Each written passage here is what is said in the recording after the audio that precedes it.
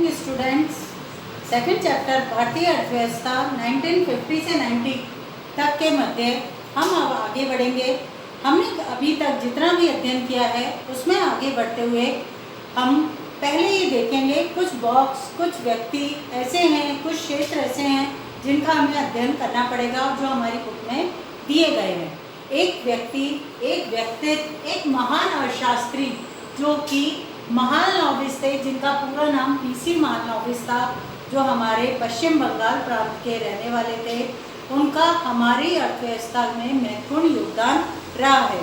वो हमारी उनका योगदान, उनका जीवन परिचय, उन्होंने क्या क्या कार्य भारतीय अर्थव्यवस्था में किए हैं, उन सब का अध्ययन आपके इस बॉक्स में दिया गया है। हम सबसे पहले इसी टॉपिक को ले रहे हैं।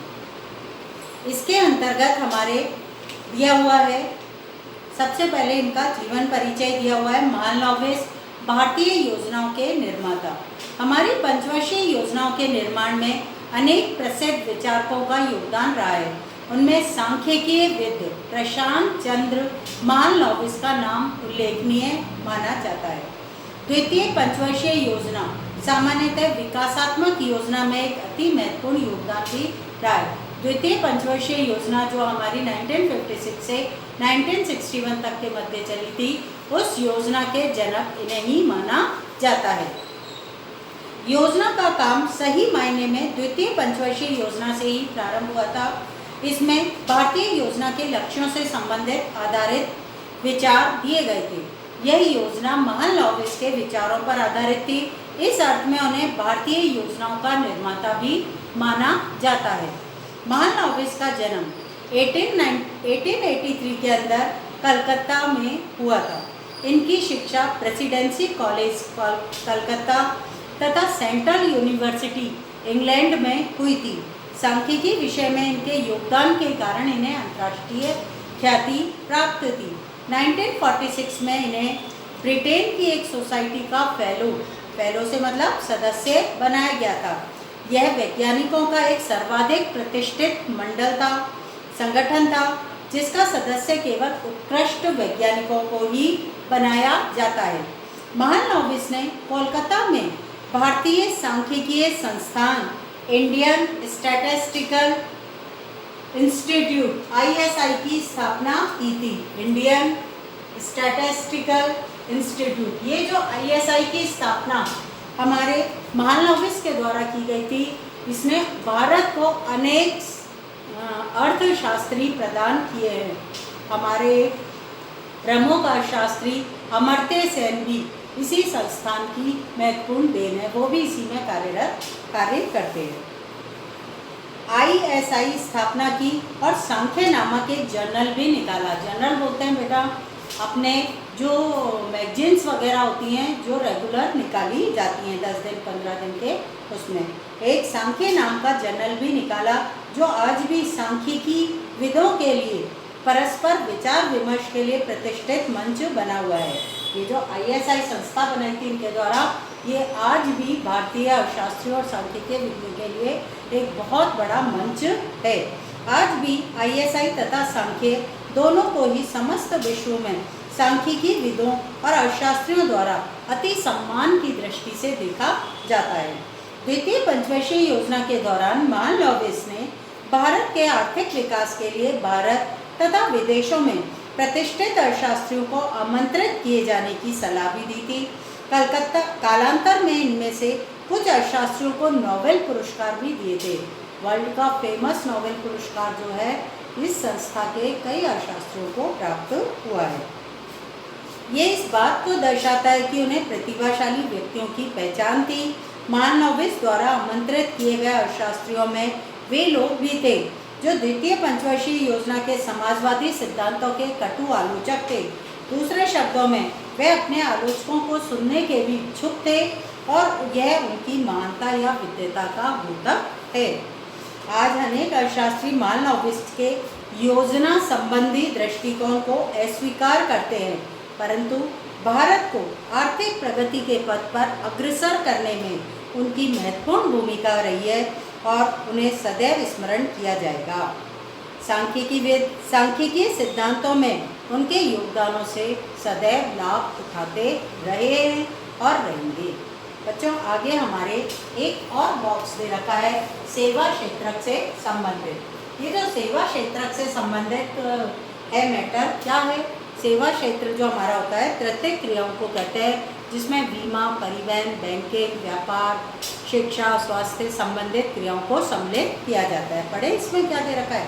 देश के विकास के साथ साथ इसमें एक संरचनात्मक परिवर्तन आया है। मैंने अभी आपको सेवा क्षेत्र के अंदर कौन कौन सी गतिविधियां हैं उनका नाम लिया था। भारत में तो ये परिवर्तन बहुत ही विचित्र रहा है। सामान्यतः विकास के साथ साथ सकल घरेलू उत्पादन में कृषि का अंश कम होता है और उद्योगों का अंश बढ़ता है या प्रधान होता है। विकास के जब हम उच्चतर स्तर पर पहुंच जाते हैं तो जीडीपी में सेवाओं का अंशदान अन्य दोनों क्षेत्रकों से अधिक हो जाता है। भारत में जैसा कि एक गरीब देश में अपेक्षा की जाती है, जीडीपी में कृषि का अंश 50% से अधिक था, किंतु 1990 में सेवा क्षेत्र का अंश 40.59% हो गया। ये कृषि और उद्योग दोनों से अधिक था। ऐसी स्थिति में तो प्राय विकसित देशों में ही पाई जाती है। 1991 के बाद की अवधि में तो सेवा क्षेत्र के अंश की समृद्धि की यह प्रवृत्ति और बढ़ गई। इससे देश के वैश्वीकरण का प्रारंभ हुआ। इसकी चर्चा अगले अध्याय में विस्तार से की जाएगी। बच्चों भारत एक विचित्र स्थिति से गुजर रहा है। भारत के अंदर हमारे जो कोई भी अर्थव्यवस्था वर्ल्ड की देखते हैं तो ये देखते हैं कि प्राथमिक क्रियाएं जो कृषि से संबंधित होती हैं, सबसे ज़्यादा रोजगार और सबसे ज़्यादा जीडीपी और एम्प्लॉयमेंट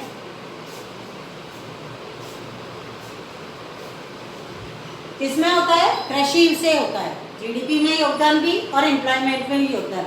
जैसे जैसे अर्थव्यवस्था विकास करती है ना, सेकंड चरण में पहुंचती है, तो उद्योगों का योगदान, ये प्राथमिक क्रिया का योगदान जब प्रारंभिक अवस्था होती है, और द्वितीयक अवस्था मतलब दूसरे चरण में जब पहुंचता है तो द्वितीयक क्रियाओं का योगदान बढ़ता है। लेकिन भारत की कंडीशन ये रही कि जैसे जैसे भारत का डेवलपमेंट हुआ तो भारत में प्रत्येक क्षेत्र का योगदान या सेवा क्षेत्र का योगदान बहुत अधिक बड़ा है। नेक्स्ट हमारे एक और बॉक्स दे रखा है जिसमें स्वामित्व और प्रेरणाएं दे रखी हैं। स्वामित्व मतलब हमारा अपना अधिकार किसी भी वस्तु पर, हमें प्रेरणा देता है आगे बढ़ने की। यदि हमारा अधिकार नहीं होगा तो हम आगे मोटिवेशन नहीं प्राप्त कर सकते हैं।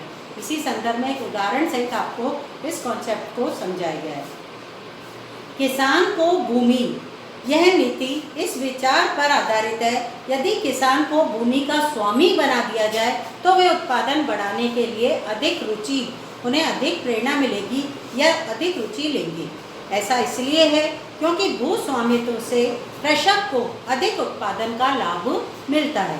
काश्तकारों को भूमि में सुधारों की कोई प्रेरणा नहीं होती है। काश्तकार मतलब जो किसी दूसरे की भूमि पर कार्य करते हैं या किसान का कार्य करते हैं, क्योंकि अधिक उत्पादन से जमींदार को लाभ मिलता है। प्रेरणा प्रदान करने के लिए स्वामित्व के महत्व को बताने के लिए पूर्व सोवियत संघ के किसानों के द्वारा बिक्री हेतु, ये उदाहरण है बच्चों ध्यान से समझना, सोवियत संघ का उदाहरण लिया है।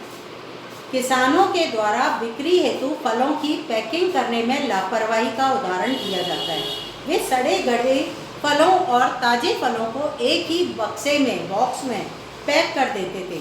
आज प्रत्येक किसान ये जानता है सड़े गले फलों के साथ ताजे फलों को भी वो खराब कर देंगे यदि उन्हें एक साथ पैक किया जाए। इससे किसान को ही हानि होगी क्योंकि फल बिक नहीं पाएगा।